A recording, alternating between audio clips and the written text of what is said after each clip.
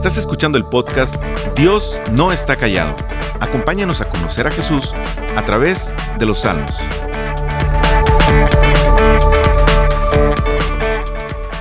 ¿Alguna vez has derramado tu corazón en clamor a Dios? ¿Has pasado quizás la noche entera pidiendo que Dios escuche tu oración? ¿Qué circunstancias te llevan a tener esa actitud de lamento y profunda petición a Dios? Y creo que una pregunta importante para ti este día es: ¿qué te impulsa a clamar a Dios? ¿Por qué llevar tu petición a Dios? ¿Cómo puedes estar tan seguro que Dios, el creador de todo lo que existe, estará atento a tu oración que te atreves a hacer con gran ímpetu? Mira, muchas veces esa oración no es de una noche. Puede ser una oración de muchos días o de una oración por épocas. Por ejemplo, unos padres pueden orar por sus hijos adolescentes en esa etapa tan crucial de sus vidas. Un esposo que ora quizás por la enfermedad difícil de su esposa que parece no haber fin. Personas que atraviesan crisis emocionales de depresión y ansiedad por años y solo parece que la luz al final del túnel no se ve por ningún lado. Mira, estamos ante un salmo, este Salmo 28, en el que David está clamando a Dios. Y abre el salmo con un clamor a Dios, esperando que Él responda. No sabemos la ocasión histórica del salmo que lo llevó a esta oración, pero al parecer no solo es algo que le pasa a él, sino también, por cómo cierra el salmo, es una situación que le compete a todo el pueblo. Y quisiera que me acompañaras entonces a estudiar este Salmo 28 y tratar de entender por qué nos acercamos a Dios. Y quiero que pienses en esto. ¿En qué momentos te acercas a Dios? ¿En qué momento vas con clamor y llanto? ¿Solo es por una situación difícil para ti o para tu familia o para la iglesia? ¿O de qué otras maneras tú te acercas a Dios? ¿Cuál es el motivo principal por acercarte a Él? ¿Y por qué quieres que Él te escuche? Tratemos de entender esto a lo largo de este salmo.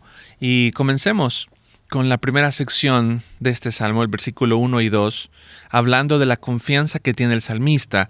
Salmo 28, 1 y 2 dice así: A ti clamo, Señor, roca mía, no te desentiendas de mí, porque si guardas silencio, ya puedo contarme entre los muertos. Oye mi voz suplicante cuando a ti acudo en busca de ayuda, cuando tiendo los brazos hacia tu lugar santísimo. Mira, con esto abre el Salmo.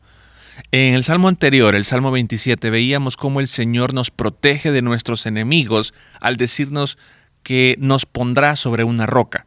Esa roca será suficiente para que no caigamos. Estaremos protegidos, así como Jesús dice acerca del sabio que edifica su casa sobre la roca. En este salmo, abre David diciendo que esa roca es su Señor. El salmista puede estar seguro que en el Señor mismo está esa roca, esa fortaleza, y al identificarlo así, el salmista puede hacer alusión a la fortaleza que puede encontrar en Dios. Dios es su lugar seguro, es su fortaleza. Él quiere ser fortalecido entonces por esa roca, y por eso va ahí. ¿A dónde vas tú para ser fortalecido?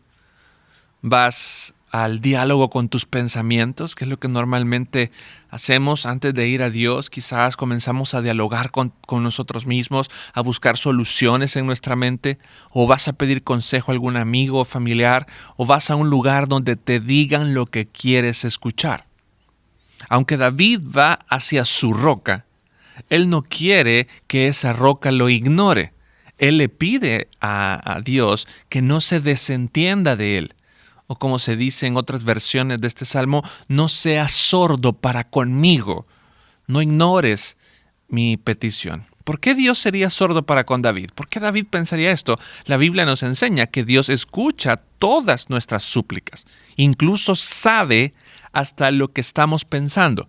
Sabe hasta las intenciones del corazón sin que nosotros las sepamos.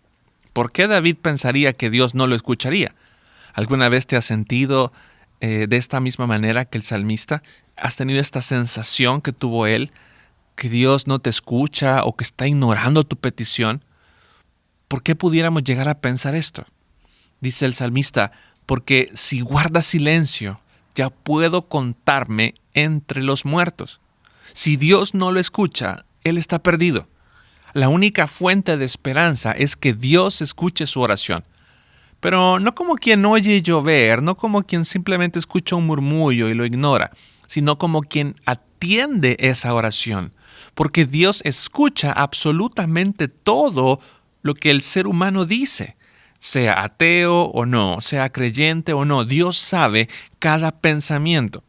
Pero Dios atiende la voz suplicante de sus hijos, actúa en favor de ellos. Si Dios decide no atender esa súplica, David está en un grave problema. A través de estas palabras, David realmente no se refiere a que Dios lo ignore o que Dios está sordo o decide escuchar a algunos y otros no. David se está refiriendo al carácter de Dios y por esa razón pide a Dios misericordia. David sabe quién es ese Dios. David sabe la capacidad y el poder de Dios para escuchar. Por eso él apela a eso. Él entiende que lejos de Dios, si Dios no lo atiende, esto no puede seguir de la mejor manera. Él estaría perdido. Por eso él va a él. Oye mi voz suplicante, la voz de mis súplicas. Dice, mira, la actitud de David no es el de tronarle los dedos a Dios. David no viene con soberbia para decir que puede pedir lo que quiera porque Dios trabaja para él.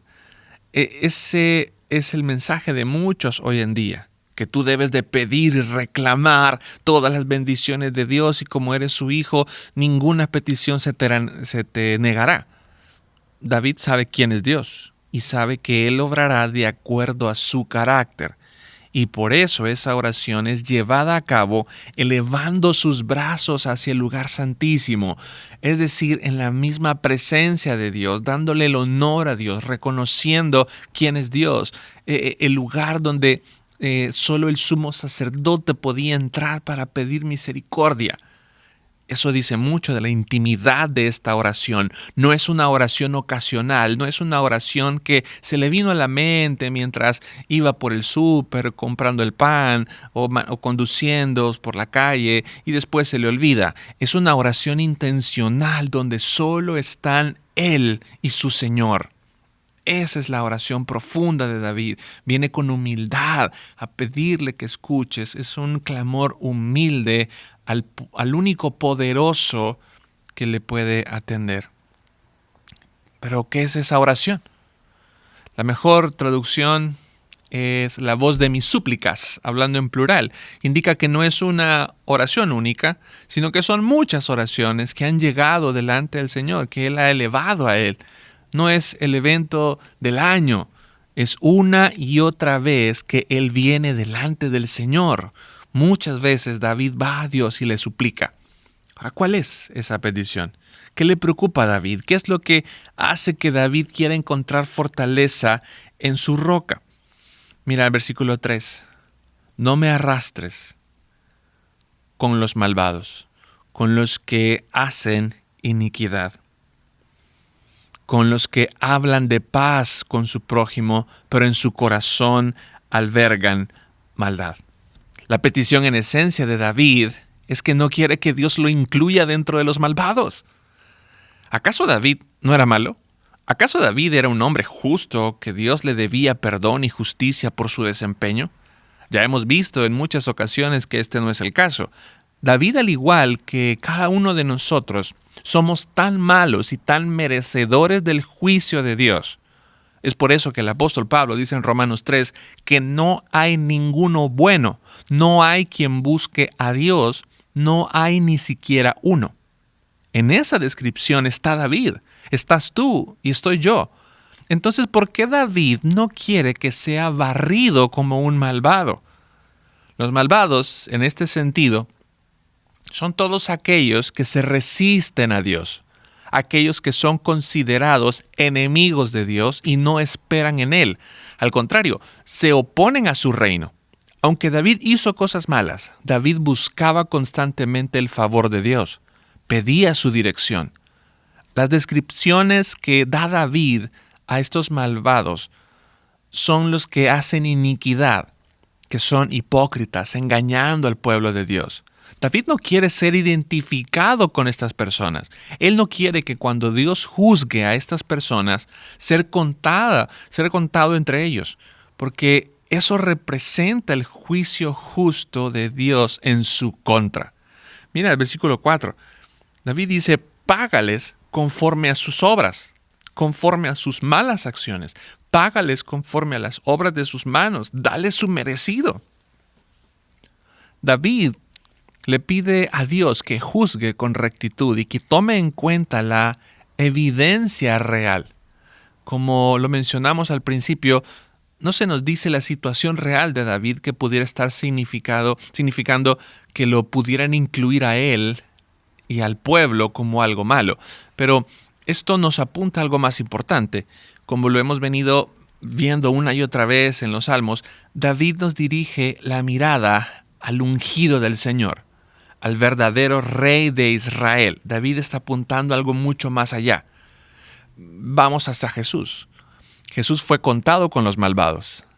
Esta oración es una oración entonces hecha por Jesús al ser inocente.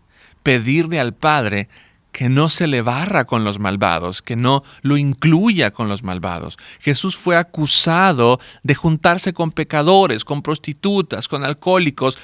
Se le acusó de blasfemo, de glotón, de ser endemoniado. Hicieron una redada contra él a oscuras como si fuera un criminal. Lo acusaron de insurrecto cuando lo entregaron a Pilato. Dijeron que era un hereje y de hecho fue crucificado como un malhechor.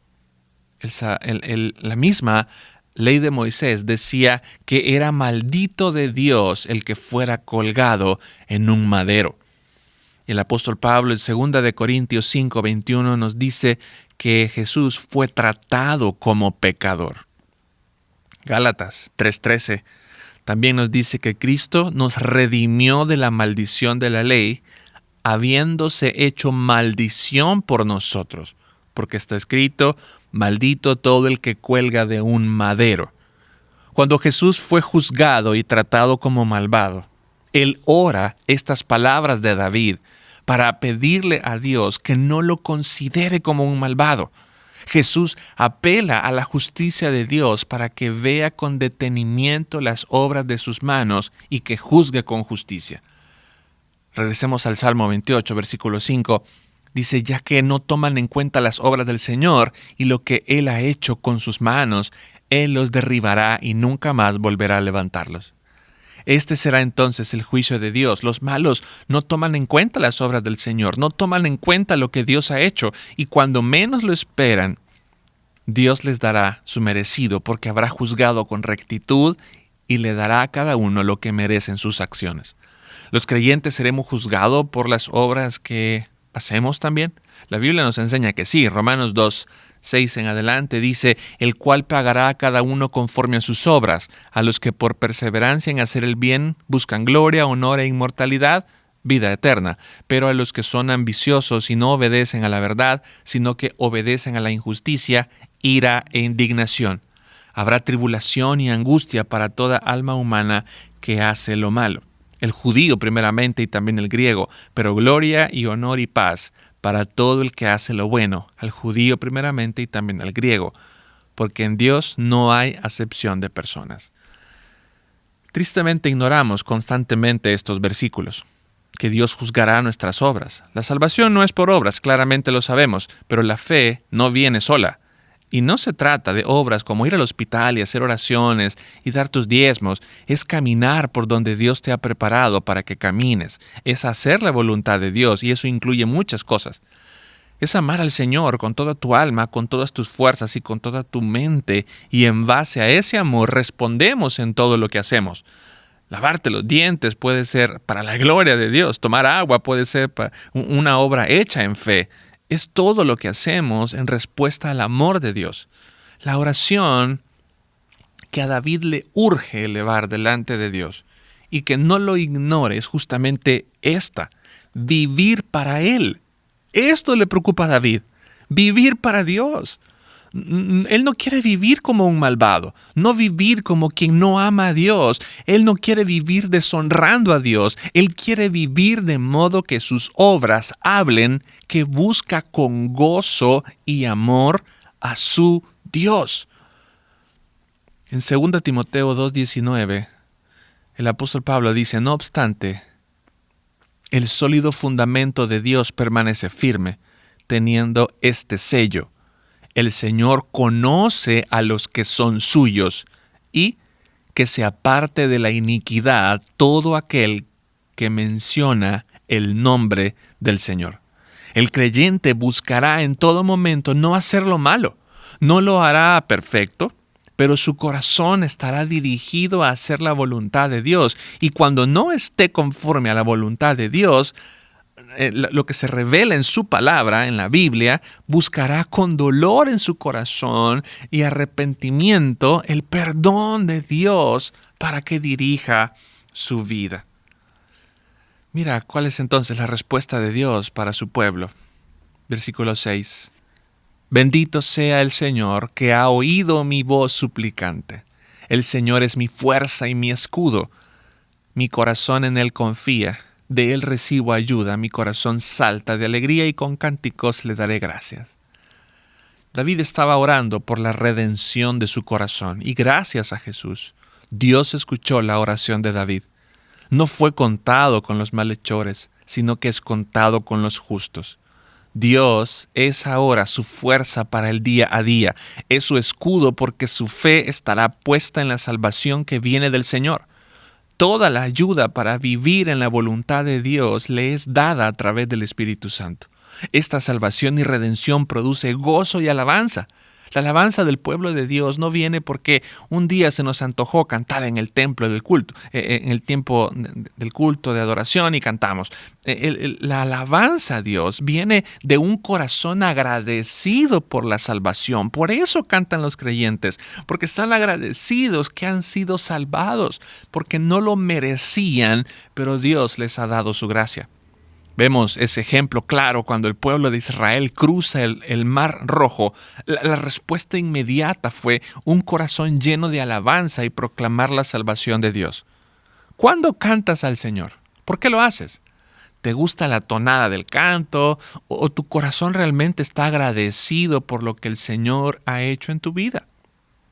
Aunque tú sientas que no está afinado ese canto, que tú quizás no tienes una voz privilegiada, quizás no tienes habilidades musicales, yo te animo a que cantes al Señor, simplemente porque Él merece que le cantes.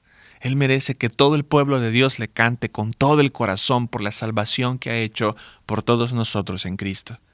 Versículo 8 dice: el Señor es la fortaleza de su pueblo y un baluarte de salvación para su ungido. Salva a tu pueblo, bendice a tu heredad, y cual pastor guíalos para siempre. Esto no solo es para David, sino para todo el pueblo. El Señor es la fortaleza de usted personalmente, pero también es la fortaleza de toda la iglesia. Nuestro Dios es el tesoro más preciado que podemos tener. Eso es posible porque somos herederos. Dios no hará nada menos que darnos salvación por ser sus hijos y herederos. Es por ese pastor que nos guiará en medio de las tinieblas para que vivamos para Él. Querido amigo que nos escuchas, amiga que estás escuchando esto, quizás estés angustiado. Quizás estés angustiada por alguna situación en particular. Quizás le estás pidiendo a Dios respuesta sobre tu trabajo, tu salud, tu familia. Y llevas quizás mucho tiempo orando y y hay dolor quizás en tu corazón. Yo te quiero animar a que sigas clamando. Sigue rogando a Dios. Él no se molesta que le pidas y que vayas una y otra vez a Él con peticiones muy particulares de tu vida. Él te contestará conforme a su voluntad y eso será bueno para ti. La respuesta de Dios es buena para ti. Inclusive la espera, ese momento donde crees que Dios te tiene en espera quizás o no te está escuchando, ese momento de silencio también es bueno para ti. Dios está obrando, Él tiene el control. Sin embargo, en este salmo particularmente, el salmista nos invita a clamar a Dios por un andar de acuerdo a Él. Que este salmo nos lleve a evaluar nuestro andar y que nos lleve a arrepentirnos si estamos viviendo en contra de su voluntad. Que nos haga prestar atención a pedirle a Dios y que nos guíe y nos perdone por medio de Cristo. Que no nos cuente con los malvados, porque si no estaremos perdidos. Este es un salmo que nos hace darnos cuenta que sin Cristo no podemos vivir ni ser aceptos delante de Dios. ¿Estás feliz en tu pecado y lejos del Señor? ¿Estás constantemente resistiendo su voz y su llamado al arrepentimiento? Es un buen momento el día de hoy para que te arrepientas y busques su Espíritu Santo para que dirija tu vida y more en ti de tal manera que seas contado como su pueblo y no como los malvados. Yo abría el estudio con esta pregunta: si solo te acercas a Dios en momentos difíciles.